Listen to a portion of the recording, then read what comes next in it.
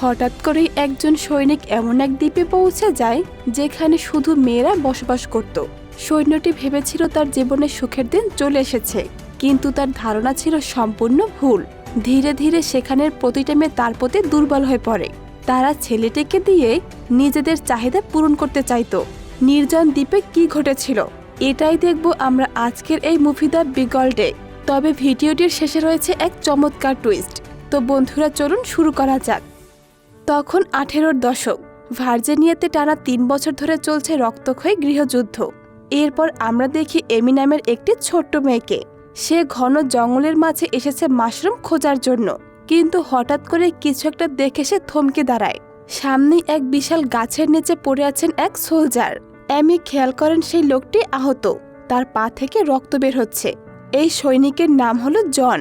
জন এমিকে দেখে জিজ্ঞেস করে সে কোথা থেকে এসেছে। এমি জানায় কাছে তাদের একটি বোর্ডিং স্কুল আছে, যেখানে কয়েকজন ছাত্রী আর তাদের শিক্ষিকা থাকেন। জন তার কাছে সাহায্য চায়। এমি তখন জনের এমন অবস্থা দেখে তার কাঁধে ভর দিয়ে তাকে বোর্ডিং স্কুলে নিয়ে আসে। স্কুলের গেটে পৌঁছাতে জন আর নিজেকে ধরে রাখতে পারে না। সে জ্ঞান হারিয়ে মাটিতে লুটিয়ে পড়ে। এই দৃশ্য দেখা মাত্র স্কুলের শিক্ষিকা মিস মার্থা এবং ছাত্রীরা ছুটে আসেন। তারা তাকে ধরে নিয়ে যায় মিউজিক রুমে।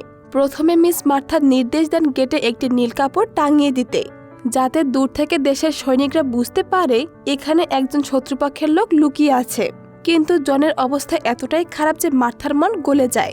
তিনি সিদ্ধান্ত বদলান, আগে জনকে সুস্থ করা হোক, তারপর পরবর্তী সিদ্ধান্ত নেওয়া হবে। প্রথমে মার্থা এবং অ্যাডুনা নামের এক মেয়ে মিলে জনের পায়ের ক্ষত সেলাই করে দেয়। এতে জনের পা থেকে রক্ত বের হওয়া বন্ধ হয়।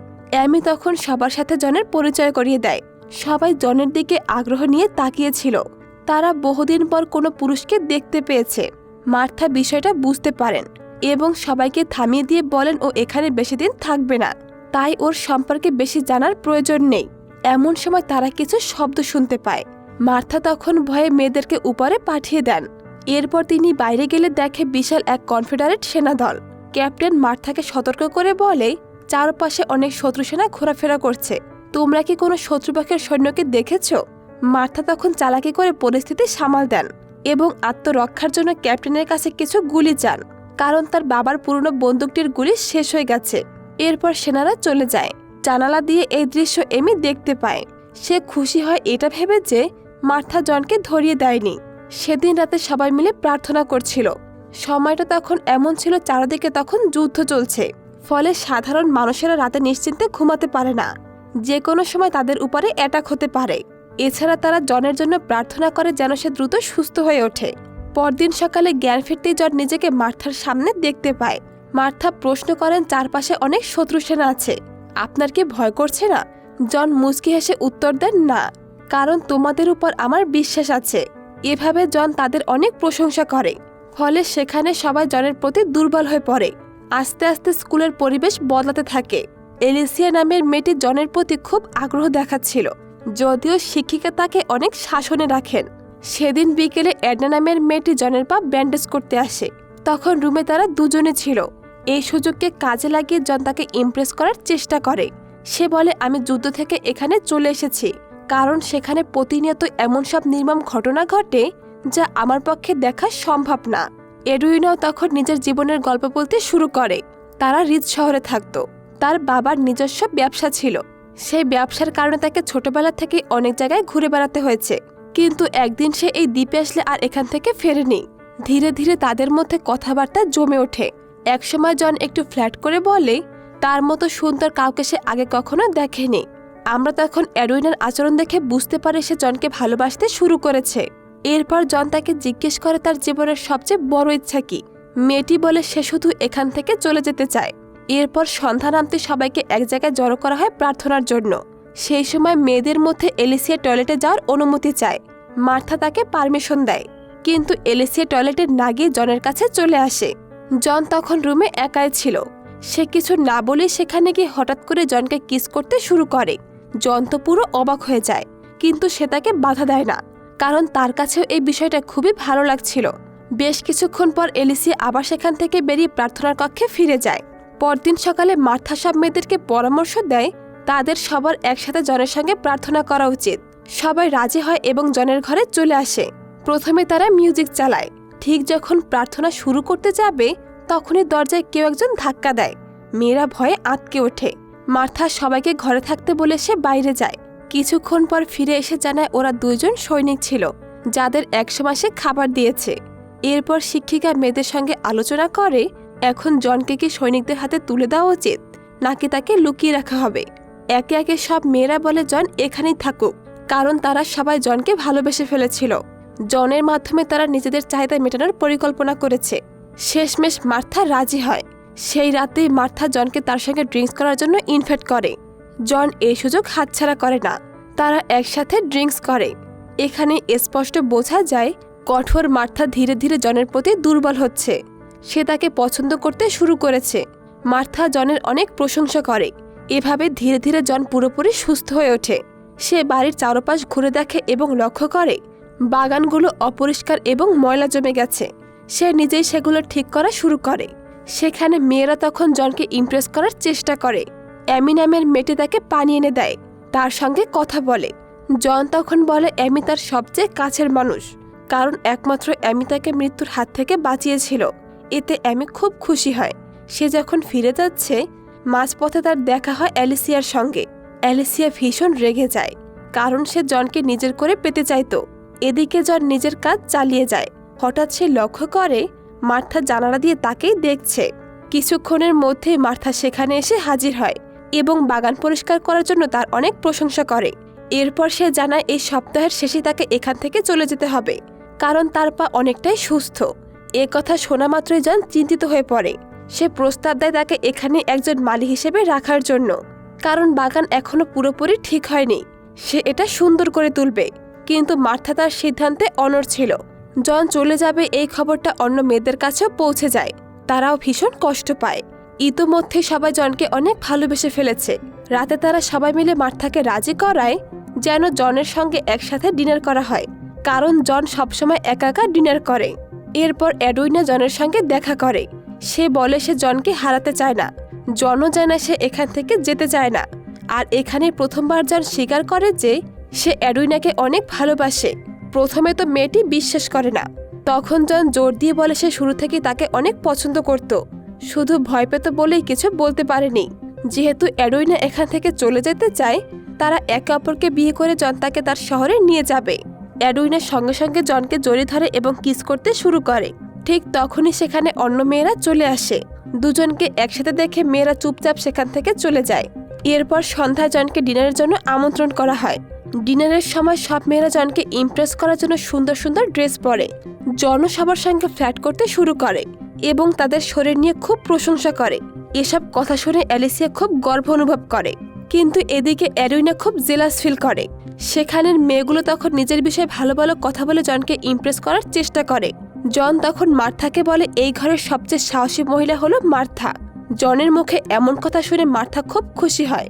এরপর সবাই যখন সেখান থেকে চলে যায়, তারা দরজার কাছে আসে এবং একে অপরের খুব কাছাকাছি চলে আসে। তবে তারা কিস করতে যাবে ঠিক তখনই সেখানে মেয়েরা এসে পড়ে, তাই তারা সরে যায়। রাতে এডভিনা নিজের ঘরে জনের জন্য অপেক্ষা করছিল। হঠাৎ সে পাশের ঘর থেকে কিছু একটা শব্দ পায়। দরজা খুলে সে দেখতে পায় ভিতরে অ্যালিসিয়া আর জন সুন্দর সময় কাটাচ্ছে। এই দৃশ্য দেখে এডভিনা ভীষণ রেগে যায় এবং সেখান থেকে চলে আসে। জন তাকে থামাতে দৌড়ে আসে, কিন্তু সে তার কোনো কথাই শুনতে চায় না এবং তাকে ধাক্কা দিয়ে সরিয়ে দেয়, যার ফলে জন পড়ে যায় এবং গুরুতর আহত হয় এবং এই ধাক্কায় তার পায়ের হাড় পর্যন্ত ভেঙে যায়। শব্দ শুনে সবাই সেখানে ছুটে আসে। অ্যালিসিয়া তখন নিজেকে বাঁচাতে মিথ্যে গল্প বানাতে শুরু করে। মার্থা জনের পা পরীক্ষা করে বুঝতে পারে তার পায়ের অবস্থা খুবই খারাপ, দ্রুত চিকিৎসা করতে হবে, না হলে ইনফেকশন পুরো শরীরে ছড়িয়ে যাবে। কিন্তু সমস্যা হলো তারা এখানে কোনো ডাক্তার ডাকতে পারবে না, কারণ বাইরের কেউ যদি জানতে পারে এখানে শত্রুপক্ষের সৈনিক লুকিয়ে আছে তাহলে তার মৃত্যু নিশ্চিত। এখন একমাত্র উপায় হলো তার পা কেটে ফেলা। এই সিদ্ধান্ত শুনে সবাই কান্নায় ভেঙে পড়ে, কিন্তু বাধ্য হয়ে তাদের এই কাজটা করতে হয়। পরদিন কান্না ভেজা চোখে বাইরে একটা ছোট্ট অনুষ্ঠান করে জনের কাটা পাটি মাটিতে পুঁতে শেষ বিদায় জানানো হয়। পরদিন যখন জন বিষয়টা বুঝতে পারে এর মধ্যে অনেক দেরি হয়ে গেছে, সে খেয়াল করে তার একটি পা নেই। জন চিৎকার করতে শুরু করে। মার্থা আর এডভিনা তাকে বোঝায় তার জীবন বাঁচানোর জন্য তার পাটি কেটে ফেলা হয়েছে। কিন্তু জন মনে করে অ্যালিসিয়া এবং এখানের প্রতিটি মেয়ের সঙ্গে সম্পর্কে জড়িয়ে পড়ার কারণেই তাকে শাস্তি হিসেবে মেরে ফেলতে চেয়েছিল, যার ফলে সে পাগলের মতো আচরণ করতে শুরু করে এবং সেখানকার সবাইকে অনেক গালিগালাজ করে। মার্থা জনের এই অবস্থা দেখে তাকে একটা ঘরে আটকে রাখে। কিছুক্ষণ পর যখন জন শান্ত হয় তখন অ্যালিসিয়া তার কাছে এসে ক্ষমা চায়। এর থেকে বোঝা যায় তাদের মধ্যে আসলেই একটা ভালোবাসার সম্পর্ক তৈরি হয়েছে। কিন্তু জন আরও হিংস্র হয়ে ওঠে। তার অনুমতি ছাড়া তার পা কেটে ফেলার বিষয়টি সে কোনোভাবেই মানতে পারছে না। জনের এখন মনে হচ্ছে শত্রুপক্ষের সৈনিক হয় তারা তাকে মেরে ফেলতে চায়। এদিকে সব মেয়েরা আলোচনা করে জনকে নিয়ে এখন কি করা উচিত, কারণ জন যেমন আচরণ করছে তার কাছে এখন তারা কেউই নিরাপদ নয়। শেষমেশ সিদ্ধান্ত নেওয়া হয় তাকে দ্রুত এখান থেকে সরাতে হবে। তাদের কথা শুনে জন বুঝতে পারে নিশ্চয়ই এখানে সবাই তার সাথে খারাপ কিছু করতে চাইছে। জন তখন সবাইকে হুমকি দেয়। সে বলে, তোমরা যদি আমার বিরুদ্ধে কিছু করতে চাও তবে আমি তোমাদের কাউকে ছাড়ব না। জন সেখান থেকে চলে যাওয়ার পর মার্থার সিদ্ধান্ত নেয় দরজায় নীল কাপড় টাঙিয়ে দিতে হবে, যাতে সৈনিকরা বুঝতে পারে এখানে একজন শত্রু দলের সৈনিক লুকিয়ে আছে। অ্যামি তখন গেটের কাছে গিয়ে নীল কাপড় লাগিয়ে দেয়, কিন্তু ইতিমধ্যে জন সেটা দেখে ফেলে, যার ফলে সেই নীল কাপড় সে খুলে ফেলে।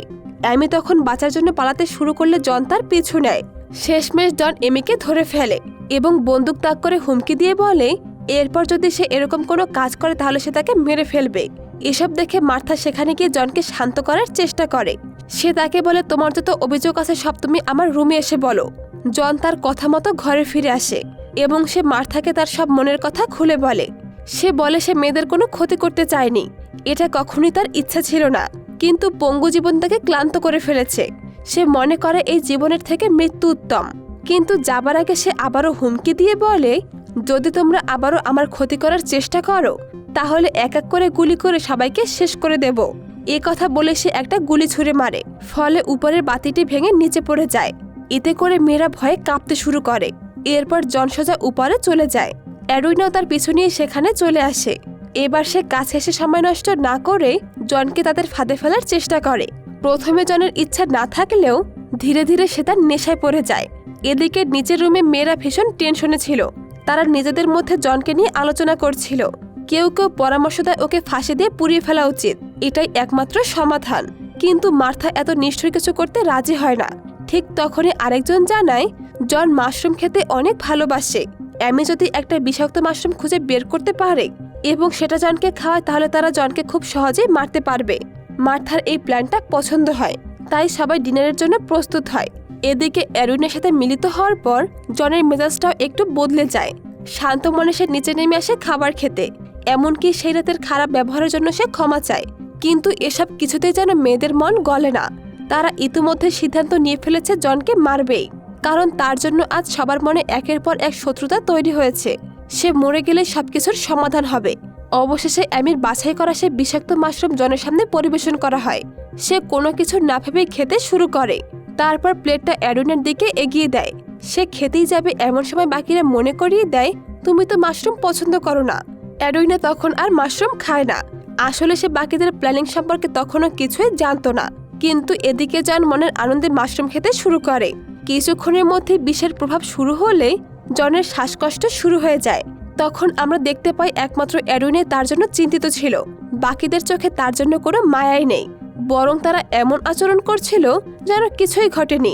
কিছুক্ষণের মধ্যে জন মাটিতে লুটিয়ে পড়ে।